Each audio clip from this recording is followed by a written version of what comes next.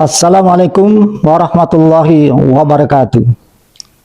Alhamdulillah wa syukurillah wa la qawla wa la quwata illa billah. Asyhadu an la ilaha illallah wahdahu la syarikalah wa asyhadu anna Muhammadan abduhu wa rasuluh la nabiyya ba'dah wa rasulah. Ketua PGRI Kabupaten Banyumas yang saya hormati, Ketua PGRI Cabang Banyumas yang saya hormati, anggota PGRI dimanapun berada yang saya hormati, para pemirsa, pendengar yang semoga senantiasa dalam rahmat Allah Subhanahu wa Ta'ala. Kita panjatkan syukur kepada Allah Subhanahu wa Ta'ala sehingga atas nikmat serta karunia-Nya, alhamdulillah pada sore hari ini kita dapat memasuki hari ketiga di bulan suci Ramadan 1446 Hijriah. Dan pada kesempatan sore hari ini adalah kita akan mengaji bareng bersama-sama dengan PGRI Cabang Banyumas, yang mana pada kesempatan sore hari ini akan mengambil tema salat tarawih dan keutamaannya, yang akan disampaikan oleh beliau Ustadz Dr. Andes Samsuri, Guru Pendidikan Agama Islam di SMP Negeri 1 Banyumas. Assalamualaikum Ustadz. Salaman dulu. Ya. Waalaikumsalam warahmatullahi wabarakatuh. Ya. Waalaikumsalam warahmatullahi wabarakatuh. Sehat? Alhamdulillah. Masih puasa nggih? Alhamdulillah masih diberi kekuatan. Gimana dengan Pak Ustadz Is? Alhamdulillah sehat Ya, juga berkat Alhamdulillah. doa panjenengan juga. Monggo. Para pemirsa dan pendengar yang saya hormati, marilah bersama-sama kita ikuti tausiah yang disampaikan oleh Bapak Dr. Andes Samsuri dari SMP Negeri 1 Banyumas. Borong ikan teri dan ikan emas. Mari ngaji bareng bersama PGRI Banyumas. Monggo Ustadz Samsuri. Assalamualaikum warahmatullahi wabarakatuh. Alhamdulillahirabbil alamin, wassalatu wassalamu ala asyrofil anbiya'i wal mursalin sayyidina wa maulana Muhammadin wa ala alihi wa ashabihi ajmain, amma ba'du. Kepada Ketua PGRI Kabupaten Banyumas yang saya hormati, Ketua Cabang Banyumas yang saya hormati, para anggota PGRI Kabupaten Banyumas yang berbahagia, puji dan syukur, marilah kita panjatkan kehadirat Allah Subhanahu wa Ta'ala atas limpahan rahmat, hidayah, serta inayahnya, sehingga sampai hari ini kita masih diberi kekuatan, kesempatan untuk menunaikan ibadah puasa di bulan suci Ramadan. Sholawat dan salam semoga senantiasa dicurahkan kepada junjungan kita Nabi Agung Muhammad Sallallahu Alaihi Wasallam. Baik, pada kesempatan sore hari ini kita akan sedikit bahas mengenai fadilah keutamaan sholat taraweh. Sebelumnya kami sampaikan mengenai dalil yang pernah disampaikan oleh sahabat Nabi, namanya Salman Al-Farisi. Dia seorang dari Persia yang kemudian dari satu wilayah ke wilayah yang lain mencari kebenaran, sampai akhirnya beliau bertemu Rasulullah di kota Madinah. Kemudian beliau memeluk Islam dan beliaulah yang punya inisiatif untuk menggali Khandaq waktu terjadi perang Khandaq atau perang Ahzab. Beliau Salman Al-Farisi ini pernah meriwayatkan bahwa ketika di akhir bulan Sa'ban Rasulullah Shallallahu Alaihi Wasallam sudah menyinggung mengenai keutamaan bulan suci Ramadan.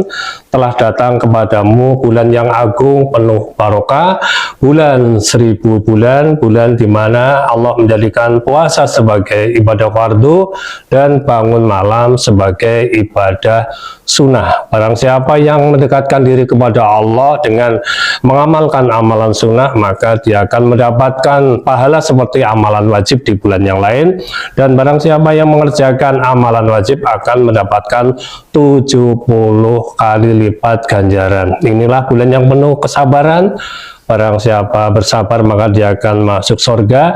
Inilah bulan yang penuh dengan kasih sayang, bulan di saat rezeki orang-orang yang beriman ditambahkan oleh Allah Subhanahu wa Ta'ala. Kemudian Rasul menyampaikan juga, barang siapa yang memberikan makan kepada orang yang berbuka puasa, maka dia akan memperoleh pahala sebanyak yang dia kerjakan dan tanpa mengurangi pahala sedikit pun dari orang yang diberi buka tersebut. Kemudian sahabat bertanya, ya Rasul, tidak semua kami punya makanan. Nabi mengatakan, meskipun hanya dengan seteguk air atau segelas air susu atau kurma, maka itu sudah mampu menghapus dosa-dosanya.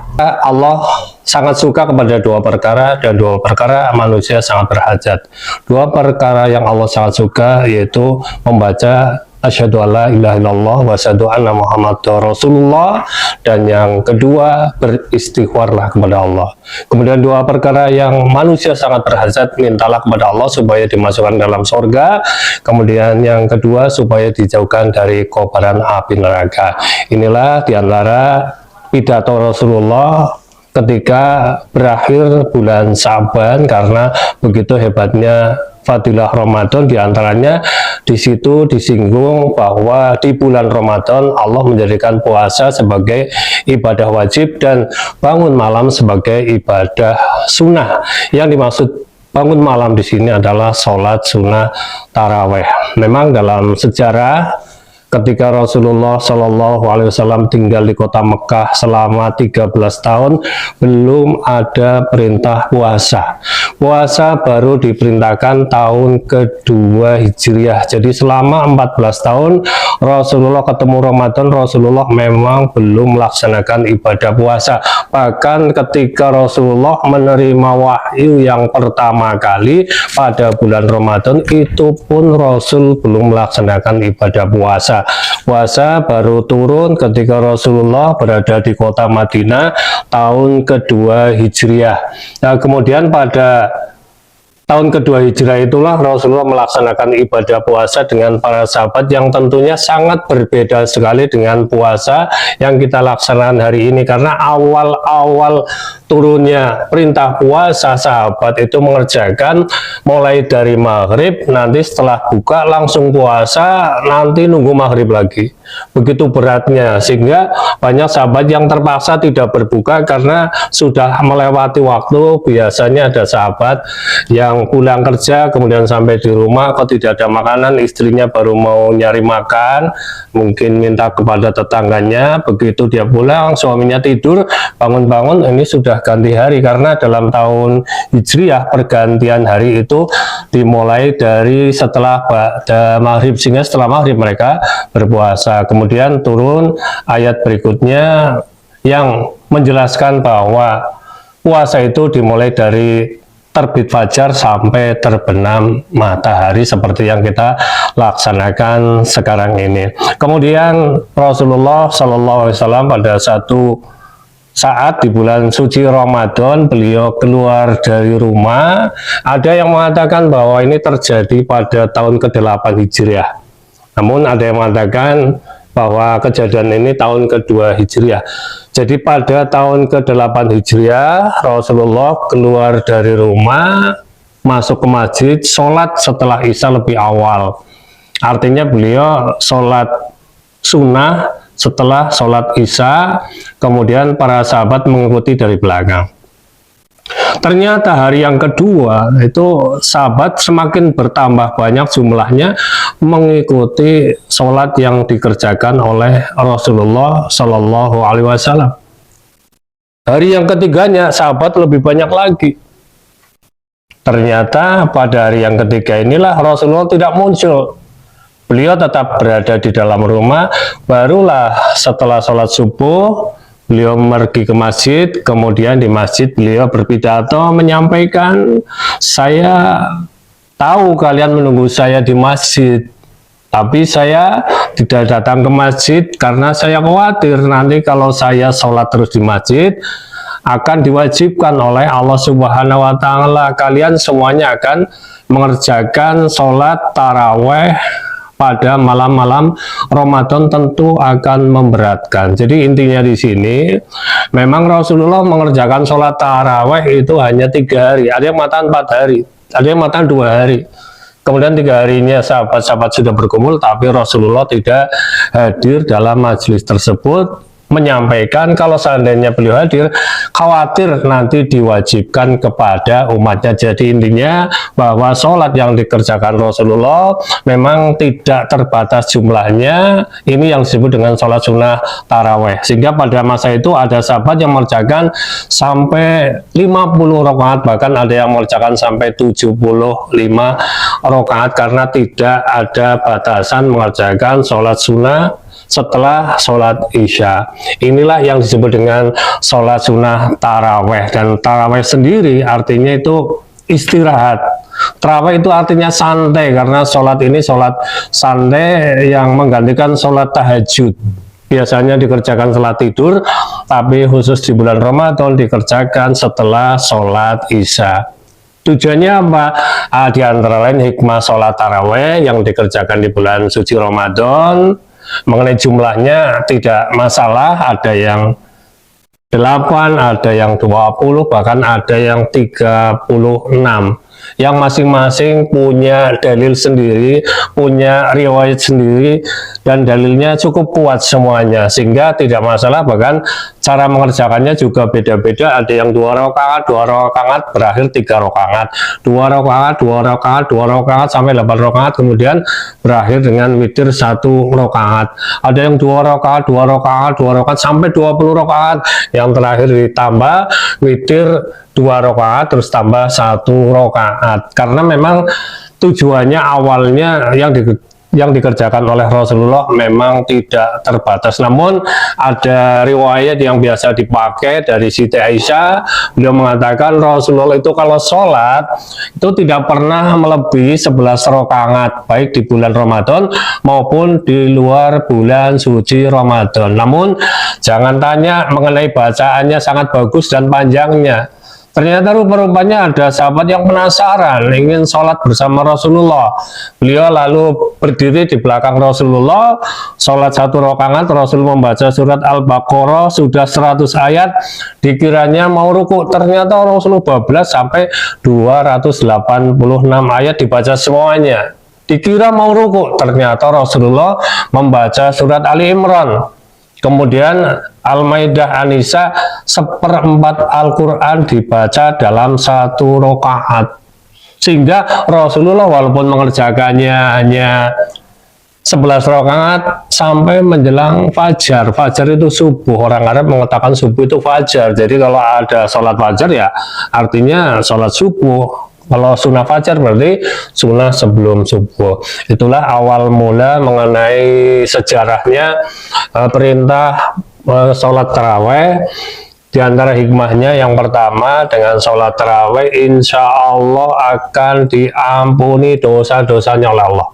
Siapa sih yang nggak punya dosa? Semua orang punya kesalahan, semua orang punya dosa di sini. Ada yang kecil, ada yang besar, ada yang dosa sengaja, ada yang tidak sengaja, ada yang dengan ucapan, ada juga yang dengan perbuatan. Nah, semua dosa-dosa inilah yang akan menjadikan kita tersiksa baik di dunia maupun di akhirat. Maka kita berharap agar dosa-dosa diampuni oleh Allah. Caranya satu diantaranya adalah mengerjakan sholat sunnah taraweh. Mangkoma Ramadonan imanan wakti sabanhu firolahu mataqaddama min dambi. Itu dalilnya. Barang siapa yang mengerjakan atau mendirikan bulan suci Ramadan dengan penuh keimanan dan mengharap ridha Allah, maka akan diampuni dosa-dosanya oleh Allah Subhanahu wa taala sehingga kita bersih.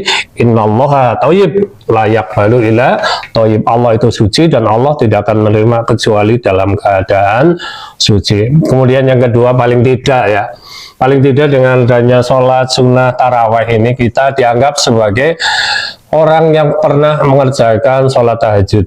Karena dalam 1 tahun mungkin kita tidak pernah mengerjakan sholat tahajud, berat pelaksanaannya. Karena sebaik-baik sholat setelah sholat fardu adalah sholat malam, yaitu sholat tahajud. Dan orang yang tahajud akan ditinggikan derajatnya oleh Allah Subhanahu wa Ta'ala. 11 bulan kita berat melaksanakan sholat tahajud, maka inilah kesempatan untuk melaksanakan sholat tahajud.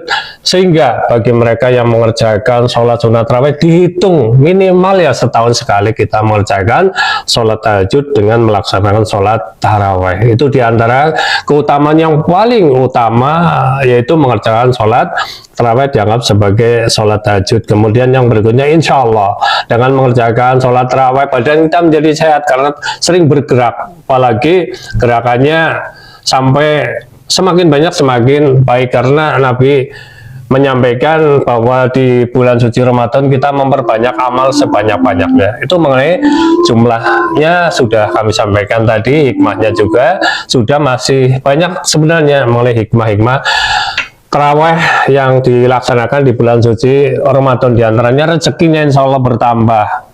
Apalagi di bulan suci Ramadan, di mana-mana di masjid-masjid sore hari kadang-kadang sudah disiapkan makanan untuk berbuka bersama-sama. Demikianlah yang dapat kami sampaikan, mudah-mudahan ada manfaatnya. Terima kasih atas segala perhatian, mohon maaf atas segala kesalahan. Selamat melaksanakan ibadah puasa, semoga ibadah kita diterima oleh Allah Subhanahu wa Ta'ala, amin ya rabbal alamin. Billahi taufiq wal hidayah. Wassalamualaikum warahmatullahi wabarakatuh.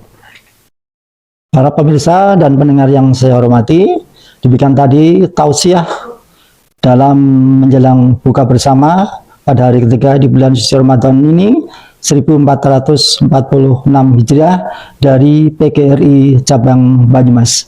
Pada Ustadz Samsuri, mohon maaf, saya sampaikan terima kasih. Sama-sama tadi sehat. Amin. Semoga bermanfaat apa yang telah disampaikan oleh Ustadz Samsuri dari PGRI Cabang Banyumas dan dapat diaplikasikan dalam kehidupan kita, terutama di bulan suci Ramadan 1446 Hijriah. Demikianlah ngaji bareng bersama PGRI Banyumas pada kesempatan sore hari yang ketiga di bulan suci Ramadan 1446 Hijriah. Mohon maaf atas kekurangan dan mohon maaf juga bila ada tutur kata yang kurang berkenan. Sekian dari kami. Assalamualaikum warahmatullahi wabarakatuh. Waalaikumsalam warahmatullahi wabarakatuh.